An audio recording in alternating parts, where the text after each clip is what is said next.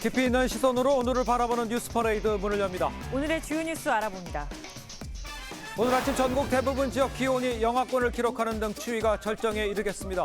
서울 아침 기온 영하 8도까지 떨어졌고 경기와 강원, 경북 지역에는 한파특보가 내려졌습니다. 경기도 안성의 칠장사에서 불이나 조계종 총무원장을 두 차례 역임한 자승스님이 입적했습니다. 현장에선 자승스님이 쓴 것으로 추정되는 메모가 발견됐는데 경찰은 진위 여부를 조사하고 있습니다. 불법 선거자금과 뇌물을 받은 혐의로 재판에 넘겨진 김영 전 민주연구원 부원장의 1심 선고가 오늘 내려집니다. 대장동 의혹과 관련한 법원의 첫 재판으로 유무죄에 따라서 이재명 대표의 향후 재판과 수사에도 영향을 미칠 수 있어 주목됩니다. 민주당은 오늘 이동관 방송통신위원장과 검사 2명에 대한 탄핵소추안을 국회 본회의에서 처리할 방침입니다. 국민의힘은 정치적 목적의 의회 폭거라며 본회의 불참을 시사했습니다. 자, 저희는 잠시 뒤에 돌아옵니다.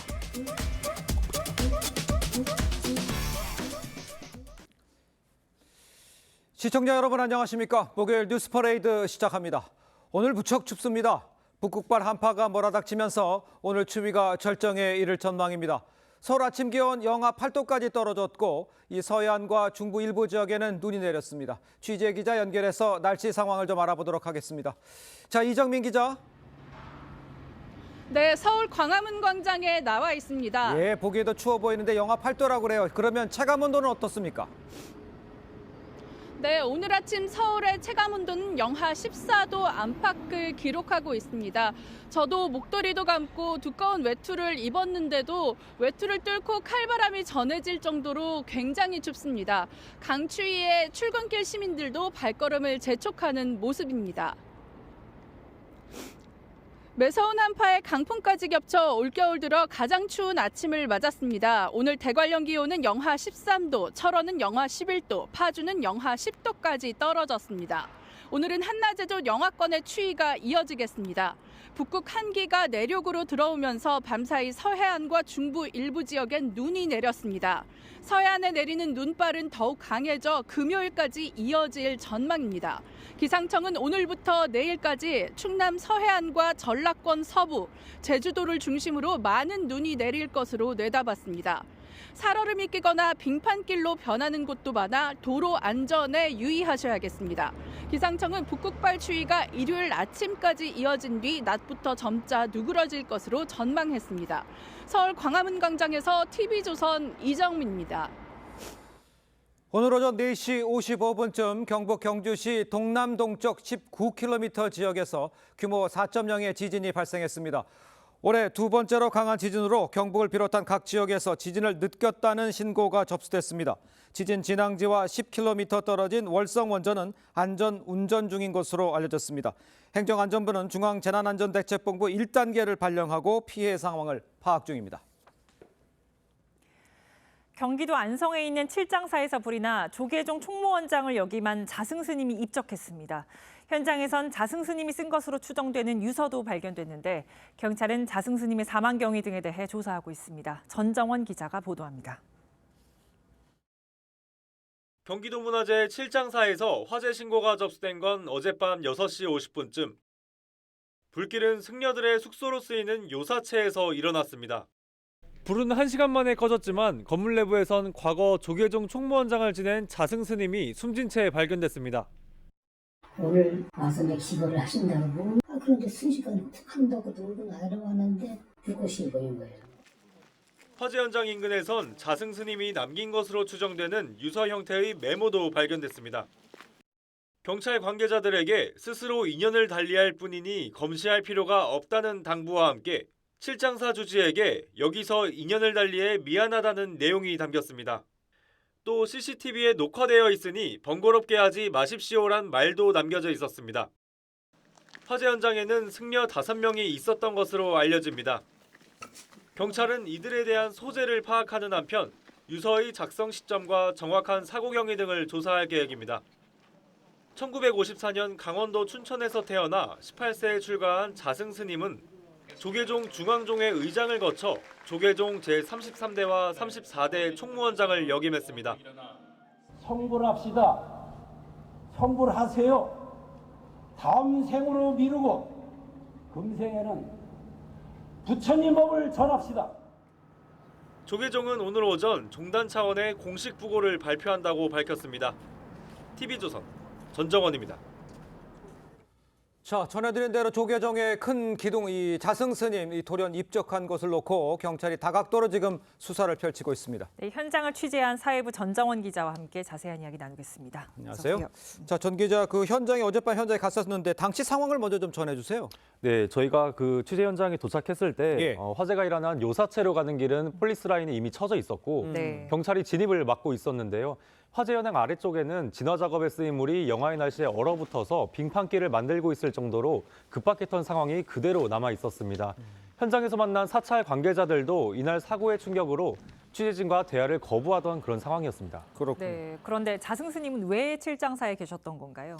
네, 자승스님은 사찰 인근에서 스님들을 돌보는 요양병원의 명예 이사장으로 활동을 하면서 평소에도 종종 칠장사를 방문했다고 하는데요. 예. 이날도 낮 3시쯤에 칠장사를 찾아 차담회를 가졌는데 사찰 관계자들에게 하루 묵고 가려 한다면서 숙소 건물인 요사체로 향했습니다. 예. 그리고 자승스님이 홀로 요사체로 올라간 지 2시간이 채 되지 않아서 불길이 솟은 것으로 전해졌습니다. 그렇군요. 불은 인근 사찰로는 번지지 않아서 문화재 소실은 없었습니다.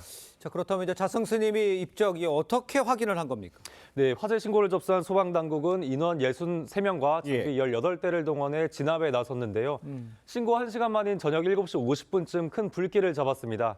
그런데 이즈음부터 자승스님의 연락이 두절됐고 건물 내부를 수색하는 과정에서 불에 탄 시신 한 구가 발견됩니다. 시신이 크게 훼손돼 신원 확인에 어려움이 있었는데 예. 밤 11시쯤 조계종에서 칠장산의 CCTV 등을 분석한 결과 자승스님의 입적을 확인했다고 밝혔습니다. 네. 사찰에 있던 주지 스님 등 다른 스님들은 다행히 화재 현장에서 떨어져 있어서 추가 인명 피해는 없었습니다. 네, 현장 주변에서 자승스님이 쓴 것으로 추정되는 유서도 발견됐다는데 어떤 내용이었습니까? 네, 자승스님의 승용차에서 유서 형태의 메모장 2장이 또 발견됐습니다. 아, 네. 각각의 메모지에는 자승이라는 이름이 적혀 있었는데요. 예. 경찰 관계자에게는 스스로 인연을 달리할 뿐이니 검시할 필요가 없다. CCTV에 다 녹화되어 있으니 번거롭게 하지 마시길 부탁한다. 이런 내용이 담겨 있었습니다. 네네. 또 칠장사 주지 스님에겐 여기서 세연을 끝내게 돼 민폐가 많다. 이 건물은 상자들이 복원할 것이다. 미안하고 고맙다는 메모가 남겨져 있었습니다. 예. 경찰과 조계종은 이 메모지가 실제로 자승스님이 작성한 게 맞는지 필적 등을 확인할 예정입니다. 그렇군요. 근데 우리가 알다시피 이제 자승스님 조계종을 이 상징하는 아주 큰 스님이시잖아요. 네, 그렇습니다. 1954년 강원도 춘천에서 태어난 자승스님은 18세에 출가를 했는데요. 1986년 총무원 교무국장을 시작으로 종단의 주요 직책을 두루 맡으면서 조계종 중흥에 힘써왔습니다. 예. 지난 2009년에는 90%가 넘는 역대 최고 지지율로 제33대 총무원장으로 선출됐고 예. 2013년 제34대로 연임에 성공했습니다. 총무원장 퇴임 이후엔 서울 강남 봉은사의 회주로서 불국의 고문 역할까지 하면서 앞으로 10년간 대학생 전법에 매진하겠다는 뜻을 밝히기도 했습니다. 네, 자승스님이 돌연 입적해서 불교계도 지금 큰 충격에 빠졌는데요. 경찰이 다각도로 지금 사망 경위에 대해서 수사를 펼치고 있다고요. 네, 일단 경찰은 모든 가능성을 열어두고 수사하겠다는 입장입니다. 네. 앞서 말씀드린 것처럼 현장에서 발견된 유서 형태의 메모가 실제로 자승스님이 쓴 것인지 또 작성 시점과 경위도 파악돼야 할 부분이고요. 네네. 화재 당시 사찰에 있었던 주지 스님 등 4명에 대해서도 예. 경찰 조사를 통해 정확한 사고 경위를 확인할 계획입니다. 자, 그러면 이제 자승스님 장례 절차가 어떻게 될지 이것도 좀 궁금합니다. 네, 대한불교 조계종은 오늘 오전 중으로 네. 조계종 총무원과 제적 교구본사인 용주사가 함께 장례 법령을 검토한 뒤 종단 차원의 공식 부고를 발표한다고 밝혔습니다. 자승스님 장례는 서울 봉은사에서 5일장으로 이뤄질 것으로 보입니다. 알겠습니다. 네. 지금까지 정정원 기자였습니다. 수고했습니다. 네, 대장동 일당으로부터 불법 대선 자금을 받은 혐의 등으로 기소된 김영전 민주연구원 부원장 오늘 1심 선고를 받습니다. 네, 대장동 의혹과 관련한 법원의 첫 판단으로 결과에 따라 이재명 대표 관련 재판에도 영향이 예상됩니다. 김도형 기자입니다. 김용전 부원장은 더불어민주당 예비경선 기간인 2021년 유동규 전 본부장과 공모해 대장동 민간업자들로부터 8억 4,700만 원을 수수한 혐의로 재판에 넘겨졌습니다. 또 2013년부터 2014년까지 성남도시공사 설립과 대장동 개발사업 편의 제공 대가로 유 전 본부장에게 1억 9천만 원을 받은 혐의로도 추가 기소됐습니다. 김용한테 얼마 전달된 겁니까? 그 김영환 전달은 6억 전달했습니다. 지난 9월 있었던 결심에서 검찰은 김 전 부원장이 이재명 당시 성남시장의 영향력에 힘입어 대장동 사업 등 공사 업무 전반에 영향력을 발휘했고 지난 대선에선 검은 돈과 유착됐다며 징역 12년을 구형했습니다. 하지만 김 전 부원장은 유 전 본부장에게 돈을 요구하거나 받은 적이 없다며 혐의를 모두 부인했습니다.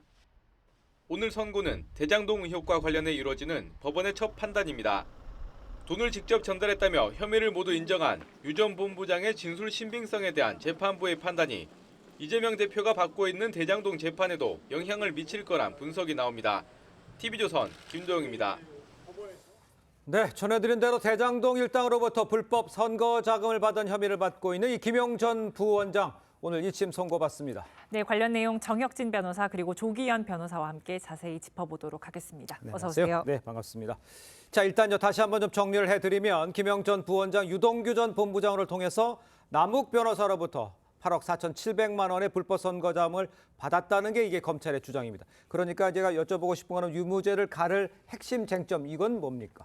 기소가 작년 11월 9일에 됐어요. 예. 그러니까 꼭 1년하고도 한 달 정도 뒤에 이제 선고가 나오는 건데 네네. 혐의는 크게 두 가지입니다. 첫 번째는 정치자금법 위반죄고요. 두 번째는 뇌물죄인데 형량만 따지면 뇌물죄가 훨씬 더 그 형량이 무겁습니다. 하지만 네. 의미를 따지면은 그 정치자금법 위반죄가 지금 같은 상황에서는 훨씬 더 큰 의미가 있을 것인데 쟁점은 뭐냐면요. 예. 과연 누구 말이 맞느냐. 이 정치자금이라고 하는 것이 그냥 그 남욱이 그 김용한테 다이렉트로 전달된 게 아니에요. 그 자금을 조성한 것은 남욱이지만 정민용과 유동규를 거쳐서 김용에게 전달이 됐다. 이런 혐의이거든요. 그렇죠. 그런데 지금 문제는 뭐냐면 예. 남욱, 정민용, 유동규는 다 이렇게 그 불법 자금을 만들어서 유동규한테 전달한 게 맞다. 그런 일이 있었다. 이렇게 주장을 한 반면에 김용 같은 경우에는 이걸 모두 다 부인을 하고 있거든요. 아. 그런데 과연 누구 말이 맞을 것인가? 근데 상식적으로 돈을 준 사람이 내가 돈을 준 사실이 있다라고 이야기하는데 안 받았다라고 이야기한들 그것이 과연 합리적인 것인가? 더 중요한 건 뭐냐면요. 예. 재판 과정에서 위증의 정황이 드러났단 말이죠. 그렇기 때문에 어쨌든 또 더 중요한 거는 이번에 검찰이 구형을 했는데 김용에 대해서는 징역 12년과 벌금 3억 8천, 추징금 7억 9천을 구형을 했거든요. 예. 네. 그런데 그렇다고 해서 유동규, 남욱, 정민용이 그 혐의가 없거나 무죄인가? 그것이 아니에요. 아. 유동규에 대해서는 징역 1년 6개월에 추징금 1억 4천, 남욱과 정민용에 대해서도 징역 1년을 구형했단 말이죠. 그러니까 결국은 유동규, 남욱, 정민용 이런 사람들이 본인이 처벌받을 것을 알면서도 돈을 줬다라고 이야기하는 것에 신빙성이 있는 것인가? 아. 돈을 받았다라고 인정되는 그 김용이 아무리 부인을 한다고 한들 그 말이 인정될 수 있을 것인가? 거기에 따라서 오늘 그 재판의 결과가 나올 것이다. 이렇게 판단할 수 있을 것 같습니다. 알겠습니다. 네, 유동규 전 본부장 이재명 대표와 측근들에게 불리한 진술을 쏟아내고 있습니다. 유동규 전 본부장의 이 진술의 신빙성 이게 오늘 첫 법원의 판단이라고 볼 수도 있겠네요. 네, 그렇죠. 그 김용 부원장 사건도 그렇고 네네. 지금 이재명 대표에게 적용된 대장동 배임죄 사건도 그렇고요.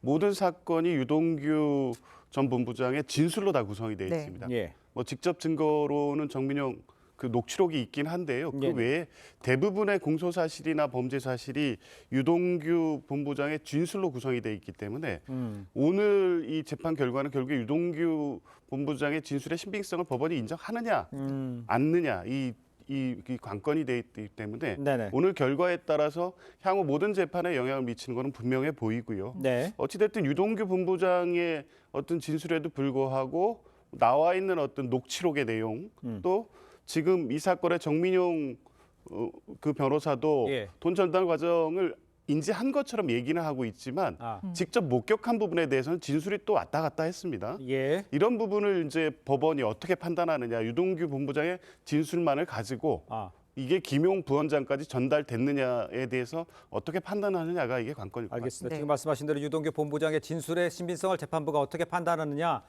이게 지금 중점이 되겠죠. 이 대표 관련 의혹에 이제 키를 쥐고 있는 인물이 유동규 본부장입니다. 자, 법원이 유 전 본부장의 손을 들어준다면 그렇다면 이 문제 이 대표에게 불리하게 될 수 있다 이렇게 볼 수 있는 상황 아닙니까? 그렇죠. 유동규 씨가 이 사건만으로 재판받는 게 아니지 않습니까? 그렇습니다. 훨씬 더 중요한 사건이 훨씬 더 중요한 재판이 뭐냐면은 예. 대장동 재판이란 말이에요. 그런데 이 사건하고 대장동 건하고는 직접적인 관련은 없지만 결론적으로는 뭐냐면은 유동규가 이 사건에 있어서 진실을 이야기했느냐 거짓말을 이야기했느냐에 따라서 굉장히 정황적으로 의미가 달라질 수밖에 없는 게 네. 여기서는 거짓말한 사람이 저쪽 가가지고 진실 이야기할 것인가, 여기서는 진실을 이야기했는데 저쪽 가가지고는 거짓말 이야기할 것인가, 이렇게 되지는 않잖아요. 그렇죠. 그러니까 만약에 이 사건에서 유동규가 이야기한 것이 진실이다라고 하면 대장동 관련해서 지금 계속 증인으로 나와가지고 이재명 대표에게 불리한 진술을 쏟아내고 있는데 예. 그 진술은 그렇다면 그 거짓이라고 볼 수가 있을 것인가? 그 진술도 진실이라고 인정될 가능성이 훨씬 더 높은 것이 아닌가 그런 생각이 들기 때문에 오늘의 선고가 이재명 대표에 있어서도 유동규 그 전 본부장의 진술의 바로미터가 될 것이다. 저는 그렇게 판단이 됩니다. 알겠습니다. 네, 변호사님께서도 만약 유죄가 나온다면 이재명 대표 재판 어떻게 영향을 줄 거라고 보십니까? 아무래도 불리한 영향을 미치겠죠. 네. 지금 말씀하신 대로 유동규 본부장의 진술의 신빙성이 인정된다고 하면 대장동 재판 역시 유동규 본부장의 진술에 대한 신빙성 여부가 가장 중요한 관건이 될 것이기 때문에 불리한 영향을 미치긴 할 때 어쨌든 이게 이제 사건 자체는 구성이 다릅니다. 대장동 사건은 이재명 대표에 대한 배임죄 사건이고요. 네. 예. 배임죄 구성에 대해서는 유동규 본부장의 진술하는 부분이 정확하게 배임죄 유죄를 인정하는 정도의 증거의 어떤 증거 능력을 갖느냐는 또 다른 문제가 될 수 있거든요. 몇 가지 진술에 대해서 신빙성이 인정된다고 하더라도 그대로 바로 배임죄 유죄로 연결되지는 않을 수도 있기 때문에 네. 예. 오늘 재판이 만약 유죄로 나온다고 해서 그게 곧바로 대장동 재판에서 이재명 대표에 대한 유죄 판결로 이어질 가능성이 그런 건 높다. 아니다. 이렇게 보기는 어렵습니다. 알겠습니다. 네. 자, 지금 저희가 이제 만약을 자꾸 이야기하고는 있습니다만 이제 만약 오늘 김영전 부원장 유죄가 나온다면 불법 선거자금 이재명 대표가 얼마나 개입했는지 이것도 좀 규명해야 될 부분은 맞는 것 같아요. 김용 부원장이 유동규 씨에게 돈을 요구한 게 언제냐면 20억을 요구했다라고 했는데 2021년 2월 달이에요. 그건 뭐냐면은 작년 대선을 약 1년 정도 앞두고 나서 20억을 요구했단 말이죠. 예. 그런데 유동규, 남욱 이런 사람들이 김용만을 보고 20억이라고 하는 큰 돈, 결국은 이제 8억 4,700이 될지 6억이 될지 모르겠지만 그렇겠죠. 수억에 상당한 엄청난 돈을 김용만을 보고 주었겠는가. 거기에 대해서 의문이 있지 않습니까? 예. 그다음에 실질적으로 돈이 오간 시점이 2021년 4월부터 8월까지란 말이죠. 그런데 이러한 모든 것들이 결국에는 그 뒤에 있는 누군가를 보고 김용을 대리인으로 삼아가지고 돈을 준 것이 아닌가. 더 중요한 건 뭐냐면요. 네. 검찰이 이 자금을 대선 자금이라고 명시를 했어요. 그렇기 때문에 만약에 이제 오늘 유죄가 나온다라고 하면 이 돈의 궁극적인 그 종착지는 김용이 아니고 대선 자금이다. 이렇게 볼 수밖에 없기 때문에 추가적인 규명, 추가적인 수사는 반드시 필요할 것이 아닌가. 저는 그런 생각이 듭니다. 만약에 무죄가 나온다면 또 이야기가 달라질 수 있겠지만 예. 유죄가 나온다라고 하면 그 끝까지 다 파헤쳐야 되는 것이 아닌가 하는 생각이 듭니다. 알겠습니다. 네, 변호사님께서 이번 재판의 유죄가 곧바로 이재명 대표 재판의 유죄로 연결되는 건 아니다 이렇게 말씀하셨는데 만약에 무죄로 나온다면 어떻게 보세요? 그 아무래도 전체적인 그 유동규 진술의 신빙성이 탄핵됐다고 보여지니까요. 네. 아무래도 대장동 사건에서도 뭐 유리한 상황이 될 수 있겠죠. 그리고 이 지금 김용 부원장 사건만 보더라도 유동규가 부인하는 이유는 이게 단순 전달자가 되는 것과 본인이 이 조성된 돈의 최종 귀속지가 되는 건 완전히 다릅니다. 예. 네. 정치자금이 아니고 뇌물이 될 수도 있고 그러면 지금 검찰 구형이 1년 6개월밖에 안 되고 김용 부원장의 12전이 나온 게 최종 귀속지가 지금 김용 부원장이 됐기 때문이거든요. 네. 만약에 김용 부원장이 무죄가 된다고 하면 예. 그 돈이 결국에는 유동규 본부장까지 가고 거기에서 사용됐을 가능성이 높기 때문에 이제 그런 차원에서 보면 이런 목적이 있어서 전체적인 진술을 사실상 허위 진술을 했다고 보여질 수 있고 그렇게 되면 대장동 사건에서도 진술의 어떤 신빙성을 스스로 다시 한번 입증해야 되는 어떤 문제에 봉착하게 되기 때문에 알겠습니다. 그러니까 두 분 변호사님의 얘기를 쭉 들어보면 오늘 선거 결과에 따라서 이재명 대표의 사법 리스크가 다시 커질지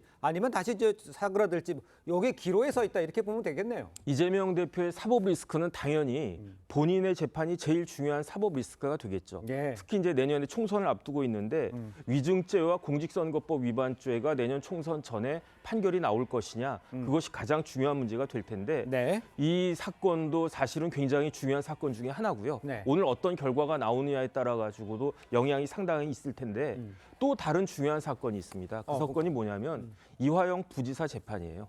왜냐하면 이화영 부지사 재판도 다 끝났거든요. 다 끝났는데 그 와중에 이제 뭐 부인도 등장하고 변호인 교체되고 또 다른 변호사 등장하고, 그런데 새로 선임된 변호사가 지금 어떤 행동을 하고 있느냐, 스스로 이야기한 것처럼 재판을 지연하기 위해서 재판부 기피 신청까지 하고 있단 말이죠. 예. 그런데 만약에 이화영 부지사 관련된 재판이 내년 초나 이렇게 총선 전에 만약에 그 판결 선고가 나온다라고 하면 예. 그 자체에도 이재명 대표한테는 굉장히 큰 사법적인 리스크가 될 것이다. 저는 그렇게 판단이 됩니다. 알겠습니다. 자, 두 분 말씀 여기까지 듣겠습니다. 고맙습니다. 고맙습니다. 감사합니다. 네, 문재인 청와대의 울산시장 선거 개입 사건 핵심 피고인인 송철호 전 시장과 황운하 의원 징역 3년형을 선고받았습니다. 네, 재판부는 공적 기능을 사적으로 이용해서 죄책이 무겁다고 했습니다. 김예나 기자가 보도합니다. 송철호 전 울산시장과 황운하 민주당 의원, 백원우 전 청와대 민정비서관이 법원에 출석합니다. 오늘 선거 어떻게 예상하시는지만 한 말씀 좀 부탁드릴게요. 송 전 시장은 2018년 울산시장 선거에서 경쟁자인 김기현 당시 시장 측근의 수사를 청탁한 의혹을 받고, 황 의원과 백 전 비서관은 이 청탁을 받고 수사에 개입한 혐의로 재판을 받아왔습니다. 1심 법원은 심리 3년 10개월 만에 송 전 시장과 황 의원에게 각각 징역 3년, 백원우 전 비서관에게는 징역 2년 실형을 선고했습니다. 재판부는 경찰 조직과 대통령 비서실의 공적 기능을 정치 이익을 위해 사적으로 이용했다며 죄책이 무겁다고 질책했습니다. 다만 증거인멸과 도주 우려는 없다며 법정 구속은 안 했습니다. 역시 선거에 개입한 의혹을 받는 박형철 전 반부패 비서관은 범행을 주도하지 않았다며 징역 1년에 집행유예가 내려졌습니다.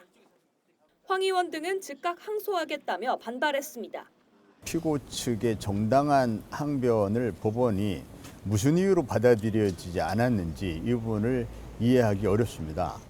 당내 경쟁 후보에게 공직을 제안하며 경선 포기를 권유한 혐의를 받은 한병도 전 정무수석은 증거불충분으로 무죄가 선고됐습니다. TV조선 김예나입니다. 윤석열 대통령이 부산 엑스포 유치 실패에 대해 대국민 사과를 했습니다. 대통령실은 가덕도 신공항 등 부산의 현안 사업들은 차질 없이 진행될 거라고 강조했습니다. 황선영 기자입니다.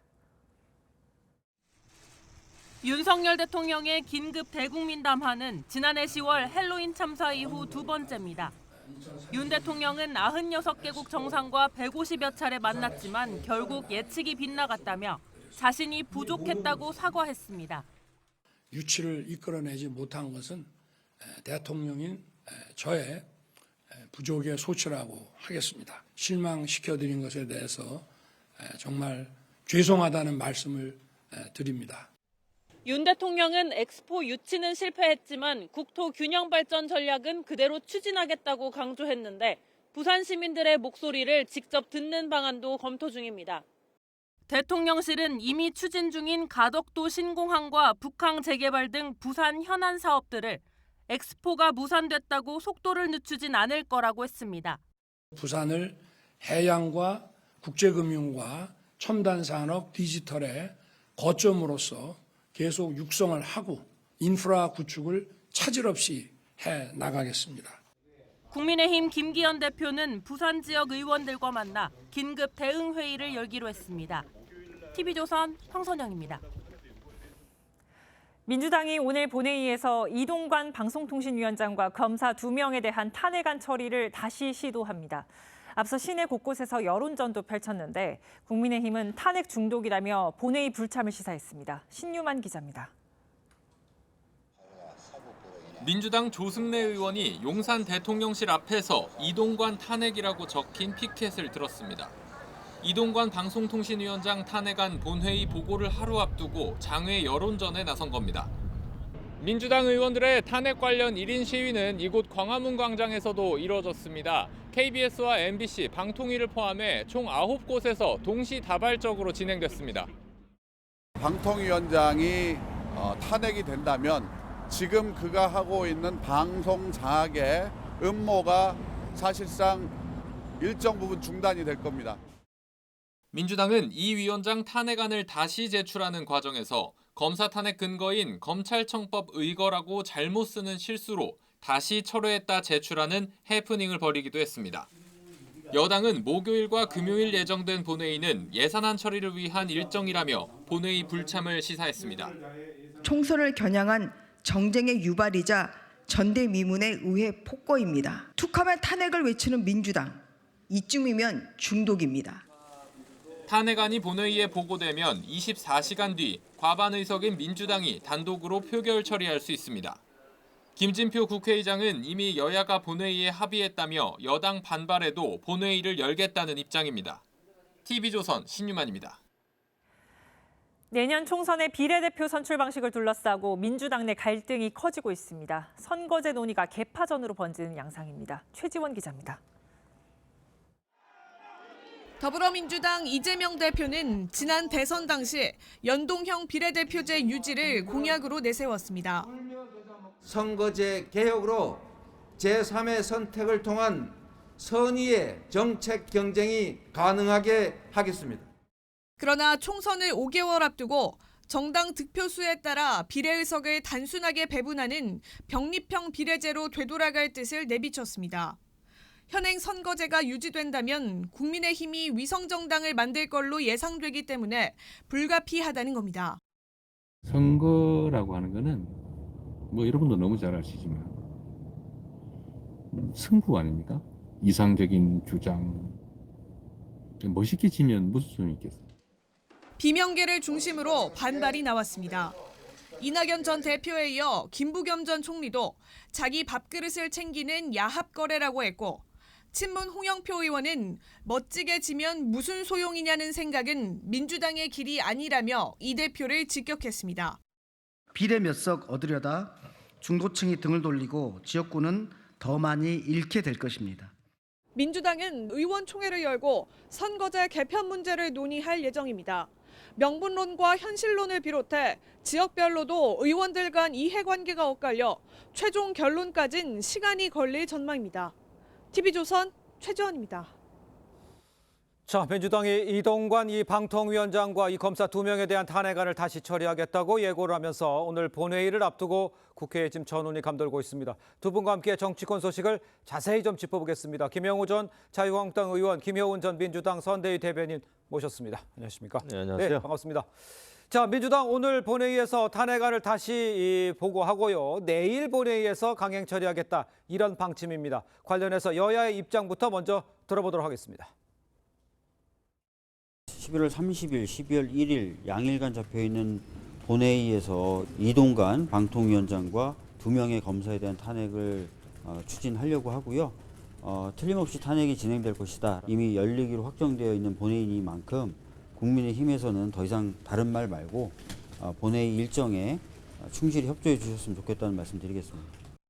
탄핵을 추진하겠다는 것은 총선을 겨냥한 정쟁의 유발이자 전대미문의 의회 폭거입니다. 산적한 민생 법안과 내년도 예산안 처리를 제쳐두고 표적 탄핵에 나서야 될 만큼 피소추자들에게 중대한 위법이 있습니까?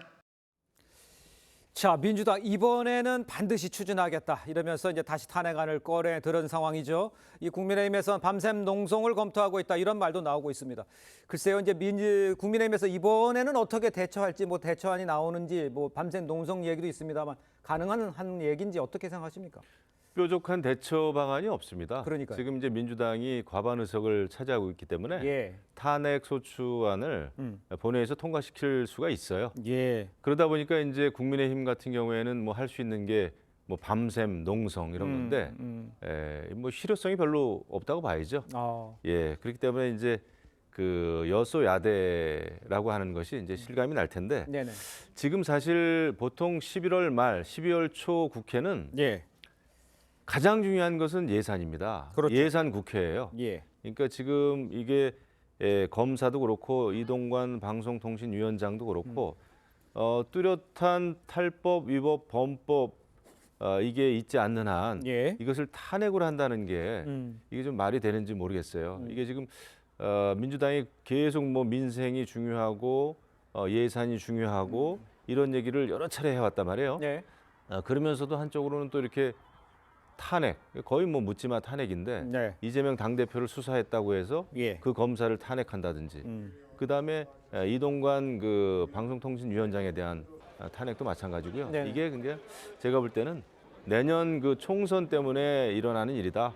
왜냐하면 총선에 있어서 여러 가지 이제 방송의 어떤 보도라든지 이런 게 굉장히 중요하지 않습니까? 그렇습니다. 그리고 또 이제 방송사 재승인, 재허가, 이 방통위의 기능인데 이런 거를 마비시키고자 하는 민주당의 총선 전략인 것 같아요. 굉장히 좀 한탄스럽습니다. 그 아까 그 대응 전략이 뾰족한 대응 전략이 없다라고 말씀하셨는데 글쎄 국회 선진화법도 있게 하기 때문에 물리적으로는 어떻게 할 수 있는 방법이 현재는 없는 겁니까? 어떻게 생각하세요? 없습니다. 방법은 없는 거죠. 예, 이제 뭐 보통 이제 뭐 의장실을 점거한다든지 뭐 이런 건데 이제 물리적인 충돌이 빚어지면은 굉장히 그게 이제 또 범법 행위가 되기 때문에 과거하고는 완전히 다르죠.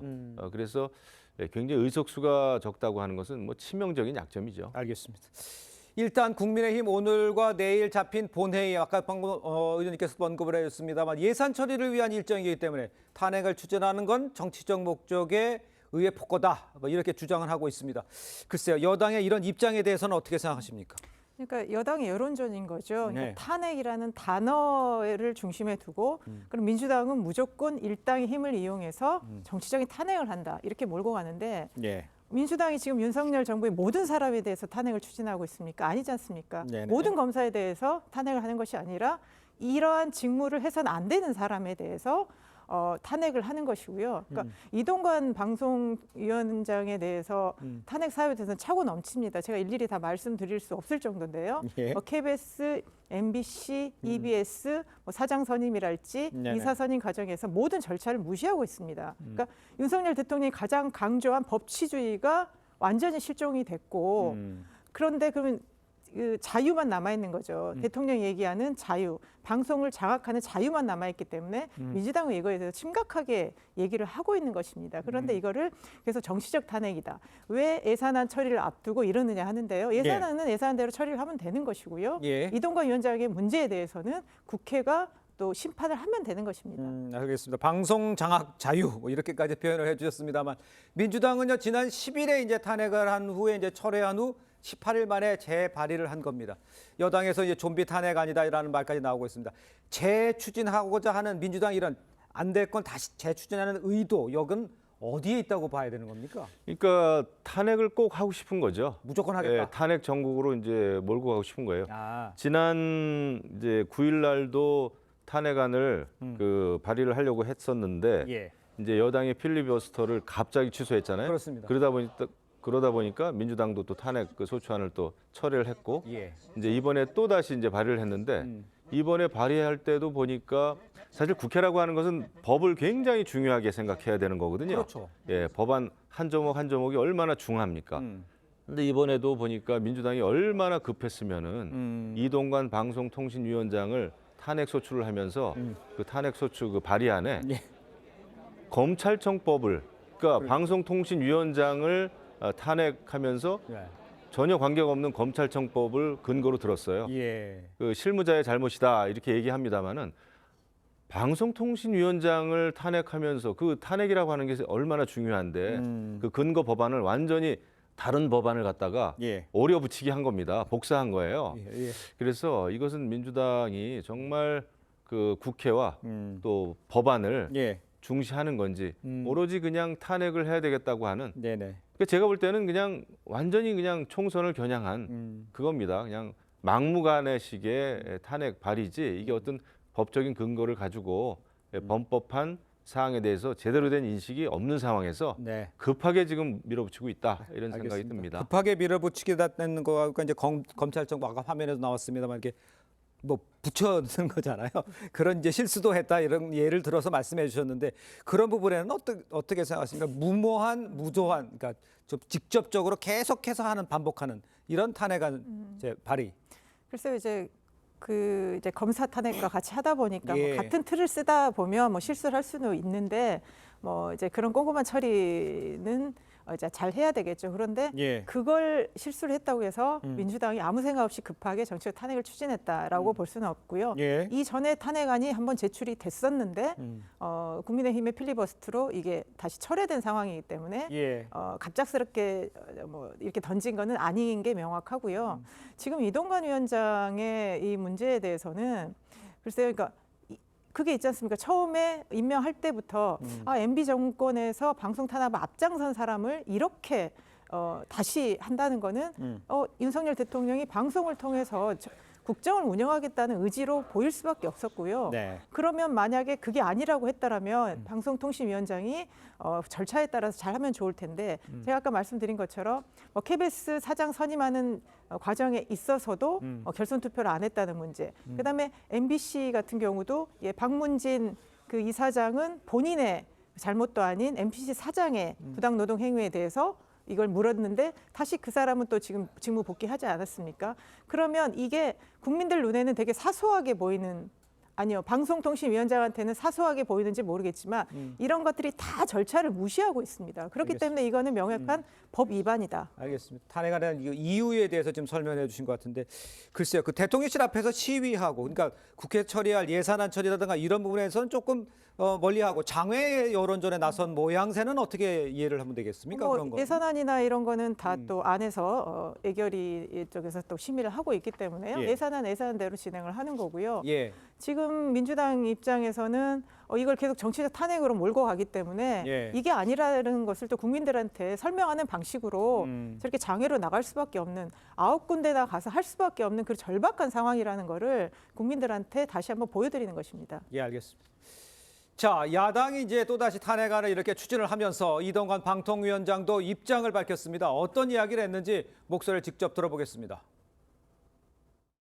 방통위 마비를 겨냥해서 묻지마 탄핵을 진행하고 있는 야당이 보도 전문 채널 심사가 위법하다는 내용까지 탄핵 사유로 추가했습니다. 어처구니 없는 생트집이라고밖에 말씀드릴 수 없습니다.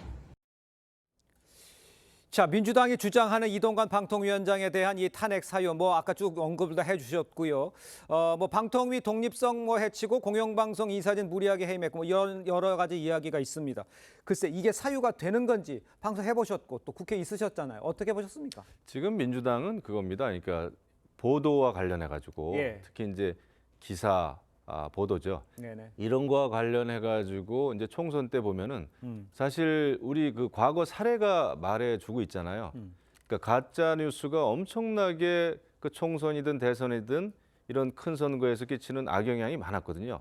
김대엽 가짜 뉴스도 그랬고 오세훈 시장 생태탕 뉴스도 그랬고 뭐 나경원 의원 피부과 가짜 뉴스도 그랬고 이런 것이 사실 엄청나게 큰 그 선거에 영향을 줍니다. 그렇죠. 근데 만약에 이제 내년 총선에서도 이런 비슷한 그런 가짜 뉴스들이 횡행을 하고 이것들이 영향을 주는데도 불구하고 그런 거에 대한 어떤 심의, 심사, 이런 윤리 심사 이런 거를 못 하게 되면은 그러니까 방통위가 기능을 못 하게 되면은 선거 자체가 굉장히 민의가 왜곡이 되는 거죠. 그렇겠죠. 그런 게 이제 문제가 되는 겁니다. 그래서 야당이 이동관 그 방송통신위원장이나 아니면 이재명 대표를 수사한 수사 검사들에 대해서 굉장히 그 어떤 밉고 얄밉고 이런 그 감정은 이해할 수 있지만은 이것을 뚜렷한 법적인 근거 없이 탄핵으로 밀어붙인다고 하는 거는 제가 볼 때는 그냥 정쟁 유발이고 반윤석열 정부 그냥 투쟁입니다. 그리고 지금 11월 말 12월 이럴 때가 아니에요. 정말 예산 그 법정 기한이 사실 12월 2일입니다. 내일 모레예요. 그러니까요. 그런데 지금 탄핵을 하겠다고 하는 것은 예산에 관심이 없다. 이렇게밖에 해석이 안 됩니다. 알겠습니다. 지금 얘기해 주신 것 중에서 가짜 뉴스 있었고 생태탕 다 기억이 지금 나거든요. 그런 뉴스가 잘못됐기 때문에 심의 규정을 좀 강화해야 되는 것을 원하는 것이 이제 이동관 방통위원장 같은데 거기에 대해서는 어떻게 생각하십니까? 공영방송 장악이라는 쪽에서 보는 게 아니라 이미 벌어졌던 가짜 뉴스를 좀 바로잡아야 된다는 생각에서의 이동관 저기 방통위원장의 생각 여기에 대해서도 문제가 있는 겁니까? 아니죠. 그러니까 지금 뭔가 방송에 있어서 문제, 지금 우리 사회 심각한 가짜뉴스 문제. 예. 이거는 뭐 방통위뿐만 아니라 정치권 그리고 우리 모두가 바로 잡아야 되는 그런 과제인 거죠. 예. 그런데 지금 방통위원장이 이런 것들을 대하는 방식이 방송통신심의위원회에 지난번에 어떤 가짜뉴스 사례가 나왔을 때 그냥 방송통신심의위원회가 예. 자체적으로 독립적으로 해야 되는 민간 기구임에도 불구하고 예. 꼭 거기에서 본인이 앞장서서 뭐 수사를 하고 뭘 하겠다 이렇게 나오니까 네네. 좋은 의도에도 불구하고 그런 방송통신위원장이 이러이러한 것들을 다 하나씩 간섭하면서 본인들한테 유리하게 예. 끌고 가려는 의도가 있는 거 아닌가 그런 생각을 할 수밖에 없는 거고요. 예. 그리고 방송통신위원회가 이게 합의제 의결 기구입니다. 그렇기 때문에 위원들이 합의를 해서 하나를 결정을 하면 되는 것이지 이게 아무리 위원장이라고 해서 위원장이 독단적으로 할 수 있는 상황은 아니고요. 지금 그러면 아직도 방통위원들을 임명 안 하고 있지 않습니까? 임명을 해서 공정하게 거기가 의결해 나간다면 민주당도 이거에 대해서 무슨 문제 제기를 할 수 있겠습니까? 그런데 지금은 전혀 그런 알겠습니다. 의도도 없고 생각도 없는 것처럼 보인다는 것입니다. 이 부분도 한번 짚어볼게요. 손준성, 이정섭 검사 2명에 대한 탄핵도 좀 짚어봐야 할 것 같아요. 이원석 총장 앞서 당대표 수사에 대한 이 보복 탄핵이다 이렇게 반발을 했고 이재명 대표 수사를 맡은 이정석 검사에 대해서는 강제 수사에 들어가 있는 상황입니다. 글쎄요. 이재명 대표 수사하고 있는 검사를 지금 배제했는데도 지금 탄핵한다는 거 아니에요? 이건 어떻게 봐야 됩니까? 그러니까요. 그 당대표를 수사했다고 해서 예. 그 수사 담당 검사를 탄핵한다라고 하는 거는 너무나 정치적인 거 아닙니까? 그리고 검사가 아주 그냥 불법 위법을 저질렀다면은 모를까. 그 검사에 대한 탄핵을 너무 이제 쉽게 생각하는 것 같아요. 예. 뭐 검사에 대한 탄핵뿐만 아니라 지금 국무위원도 지금 탄핵 소추 발의한 그 건수가 벌써 몇 건입니까? 그러니까요. 민주당이 탄핵을 너무 밥 먹듯이 정말 하고 있어요. 그래서 예. 이것은 그 어떤 입법부의 고유 권한 예. 행사라기보다는 그 탄핵 그 소추를 너무 남용한다. 그러다 보니까 근거 법안도 완전히 관계가 없는 법안을 끌어다 쓸 정도로 예. 이렇게 급하게 지금 하고 있는 거다. 지금 보면은 민주당이 지금 정신이 없는 것 같습니다. 그래서 이 지금 뭐 이재명 당대표의 뭐 그 재판 리스크도 있고 예. 여러 가지 측면에서 검사들에 대한 안 좋은 감정이 있는 거를 이해하더라도 예. 그것을 탄핵으로 풀어서는 안 된다. 이렇게 생각합니다. 알겠습니다. 탄핵의 엄중함을 다시 한번 생각해 봐야 되겠다. 너무 가볍게 하는 거 아니냐 이런 지적인 것 같습니다. 자, 다음 소식도 짚어보겠습니다. 이뇨한 혁신위가요. 당 주류 희생안을 정식 의결하기로 공언한 날 다가왔죠. 당내에선 혁신안을 수용해야 한다 이런 목소리가 나오고 있는 상황인데 장해찬 최고위원 이야기를 한번 들어보도록 하겠습니다. 지도부에서 조금 더 적극적으로 이 혁신안을 수용하는 의지를 보여야 되는 거 아닌가 하는, 국민들이 희생과 결단을 바라신다면 소위 말하는 당으로부터 혜택을 많이 받은 분들, 또 힘 있는 분들부터 그런 결정을 하는 것이 바람직하겠죠. 자, 오늘 혁신위 회의에서요. 이 희생의 혁신안이 의결을 하면 공은 이제 당 지도부에 넘어가겠죠. 장해찬 최고위원 이 혁신안 수용을요 주장을 했지만 김기현 대표 묵묵부답입니다. 어떤 선택을 할 거다 뭐 이렇게 좀 예상을 하실 수는 있으십니까? 지금 굉장히 우리 당이 기로에 서 있습니다. 네. 지금 이뇨한 혁신위원회의 여러 가지 혁신안이 네. 제대로 받아들여지지 않고 실현이 안 된다면 이것은 그 국민의힘의 혁신의 실패입니다. 예. 그것은 그러면 김기현 당대표 지도부의 실패고요. 왜냐하면 혁신위원회에게 혁신을 제대로 해보라 라는 차원에서 혁신과 관련해서 전권을 주면서 출발했잖아요. 그러니까요. 혁신위원회가. 예. 그런데 혁신위원회의 안이 받아들여지지 않는다면은 이것은 혁신의 어떤 의지가 없는 것으로 이렇게 각인되는 거 아니겠습니까? 그러니까요. 그래서 이것은 굉장히 심각한 문제고 예. 혁신위의 실패는 김기현 당대표 지도부의 실패다. 그래서 이것은 장해찬 최고위원이 얘기했듯이 받아들여야 될 겁니다. 아무리 껄끄럽더라도 지금 이것이 받아들여지지 않으면은 내년 총선 저는 굉장히 힘든 길을 갈 수밖에 없다. 국민의힘으로서는 예. 특히 수도권은 굉장히 어려워지겠죠. 그래서 아마 모종의 결단이 필요하지 않을까. 시기의 문제겠죠. 예, 김기현 지도부가 받아들일 것이다. 하지만 시기가 문제다. 이렇게 지적을 하시고. 네, 저는 그렇게 해석을 합니다. 알겠습니다.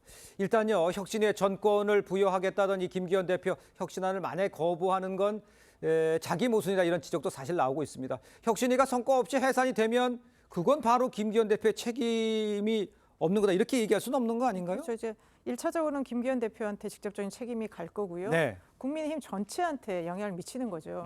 지금 그러면 혁신위가 강서구청장 참패하고 나서 대충 모면하고 국민들의 시선을 딴 데로 돌리기 위해서 예. 인요한이라는 사람을 데리고 와서 한 달 동안 요란하게 그냥 뭔가를 하고 영주삼위로 끝났구나. 이런 또 인상을 줄 수 있기 때문에 예. 혁신위의 내용을 다 받지는 못하더라도 예. 일부는 받아야 될 것 같고요. 예. 그러면 저는 김기현 대표가 생각을 좀 바꿔서 이거를 본인이 혼자 책임이라는 것보다는 예. 좀 기회로도 얼마든지 활용할 수 있을 것이라고 생각합니다. 그간의 본인의 선출부터 시작해서 리더십에 대해서 상당히 의문을 제기했던 거에 대해서 예. 내가 희생을 하고 그리고 전체적으로 총선의 이 판을 내가 끌고 가면서 예. 내년 총선 승리의 주역이 될 수 있겠다. 그러면서 본인의 정치적 입지를 강화하는 하나의 또 기회로서도 활용할 수 있는 저는 그런 상황이라고 보여집니다. 알겠습니다. 김기현 지도부가 어떻게 받아들일지 한번 살펴보도록 하고요. 이런 가운데 종로 출마를 선언한 하태경 의원과 종로의 현역 의원이죠. 최재형 의원 간의 설전도 이어지고 있습니다. 직접 들어보겠습니다. 그때는 종로가 험지라는데 이견이 아무도 없었어요, 당내에서. 하태경 나오면은 험지가 아닌 거냐. 근데 이런 좀 이상한 논리가 되는 거죠. 양해했다고 표현하시니까 그게 이제 어떤 분들은 양보라고 오해를 해가지고 그게 뭐 너그러이 받아들인다 뭐 이런 뜻인데 그렇죠. 그걸 뭐 본인이 그런 식으로 받아들여서 워딩하는 거는 조금 이제 전 불편하죠.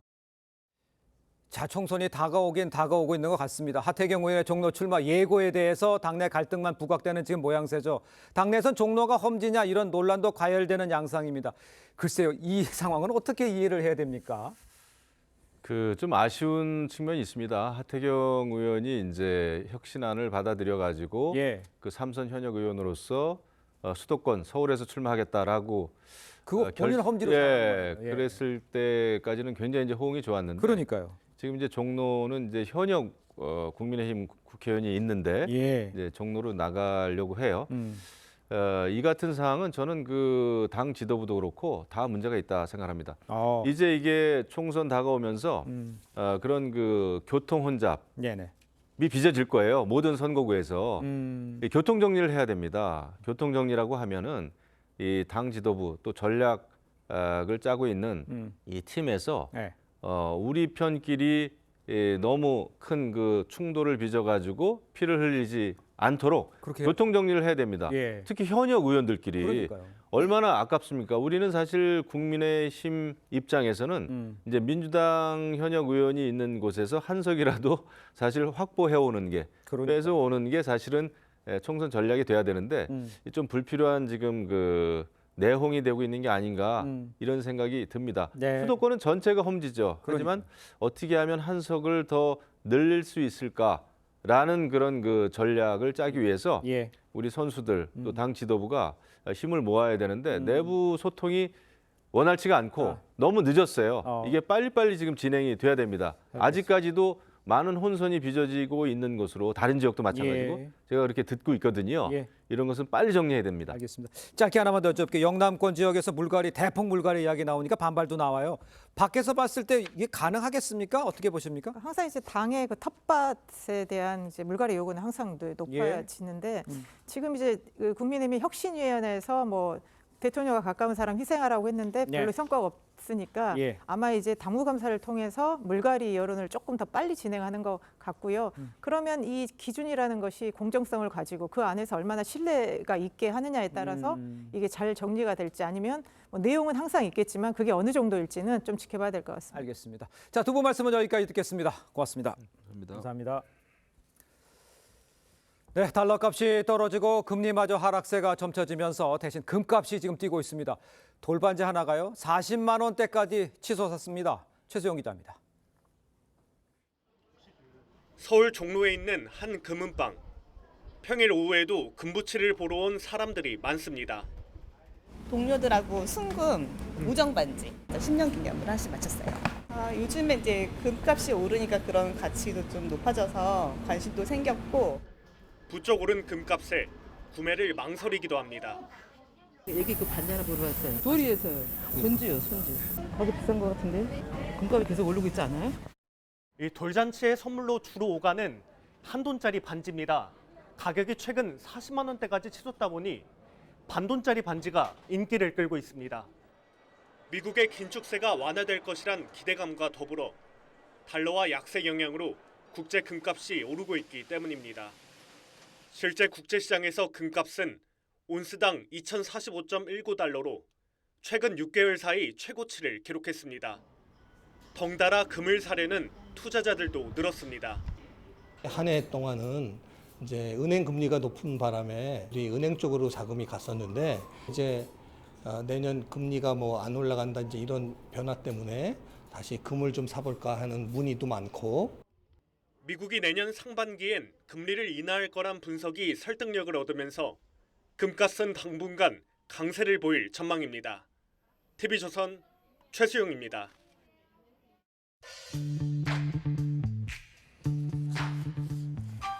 네, 렌즈에 담긴 그 순간 그 의미를 짚어보는 시간입니다. 사진 기자가 선택한 아침의 한 장입니다. 오늘은 조선일보 사진부 고은호 기자와 함께하겠습니다. 어서 오세요.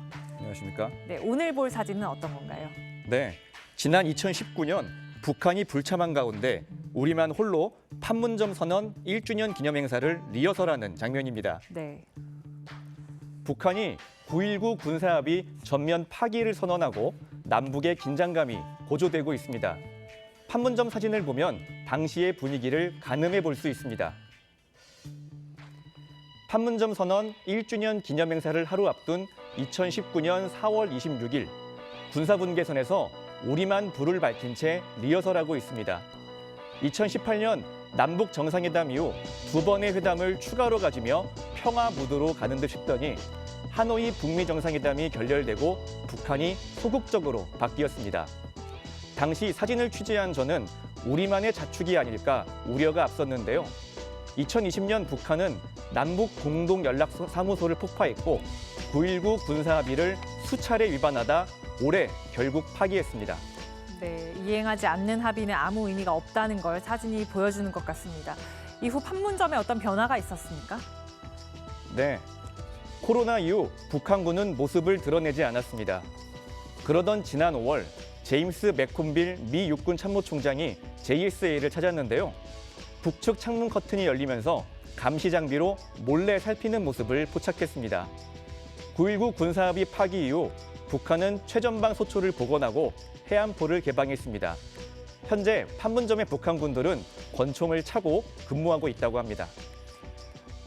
네, 판문점 사진이 남북 관계를 드러내는 축소판 같습니다. 북한의 도발에 대해서 철저한 대비가 필요해 보입니다. 지금까지 아침의 한 장이었습니다. 11월의 마지막 날 한겨울 추위가 찾아왔습니다. 현재 경기 북동부와 강원, 경북 산지에는 한파주의보가 내려졌는데요. 서울의 아침 기온 영하 6.8도, 춘천 영하 8.7도로 어제보다 3도 정도 낮은 기온 보이고 있습니다. 매서운 찬바람에 체감 온도는 영하 10도 아래로 뚝 떨어지겠습니다. 낮에도 영하권의 체감 추위가 예상되는데요. 서울이 0도, 대전 2도, 대구 4도에 머물겠습니다. 오늘 나오실 때는 보온용품 꼭 착용하고 나오시기 바랍니다. 추위가 이어지는 가운데 내일까지 충남 서해안과 호남, 제주에는 눈이나 비가 내리겠는데요. 예상되는 적설량은 호남 서부에 최고 7cm, 충남 서해안에 1에서 5cm의 눈이 내려 쌓이겠습니다. 이번 강추위는 토요일까지 이어지겠고 일요일부터 점차 기온이 올라 예년 이맘때 기온을 되찾을 것으로 보입니다. 날씨였습니다. 네, 이상으로 목요일 뉴스 퍼레이드 마칩니다. 네, 저희는 내일 아침 7시 30분에 뵙겠습니다. 고맙습니다.